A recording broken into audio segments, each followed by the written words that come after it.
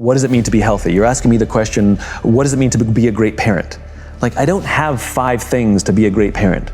It's a lifestyle, and it comes number 1 with the commitment that I'm responsible for the life of another human being, the growth of another human being.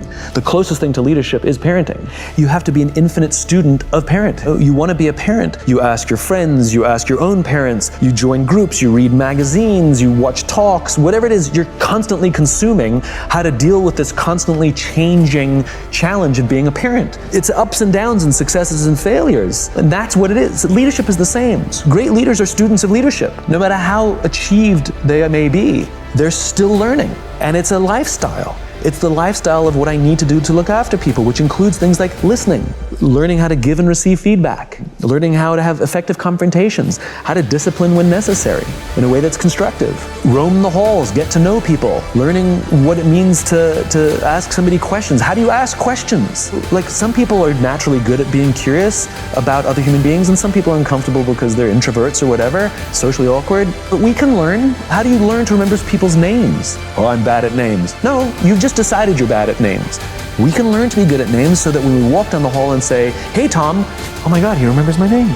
It's a nice feeling. It's a lifestyle. There are many, many things we have to do and constantly work on to be a great leader, to create that environment. Everything that we're talking about in the Infinite Game is really, really, really, really hard. It is so much easier to build a company based on short-term ambitions than it is an infinite cause. It just is, right? It's also fun.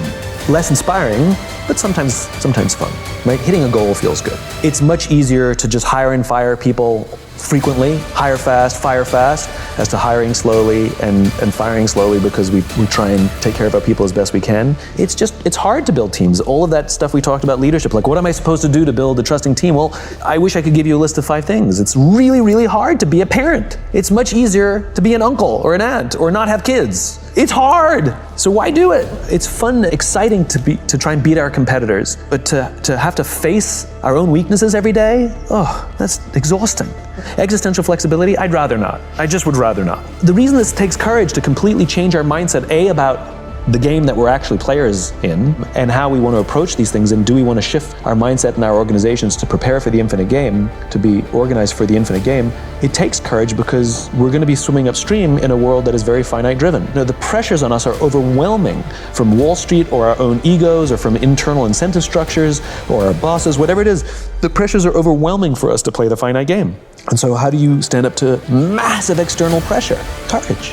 And courage is something that comes from relationships. You know, it's external. A world-famous trapeze artist would never attempt a brand new death-defying act for the first time without a net. They would never do it. So why do we think that we could do something difficult without external support too? I've had the opportunity to meet real heroes, people who've risked their lives to save the lives of others with the belief that they were going to die. And when asked, why did you do it? They all say something similar, which is they would have done it for me.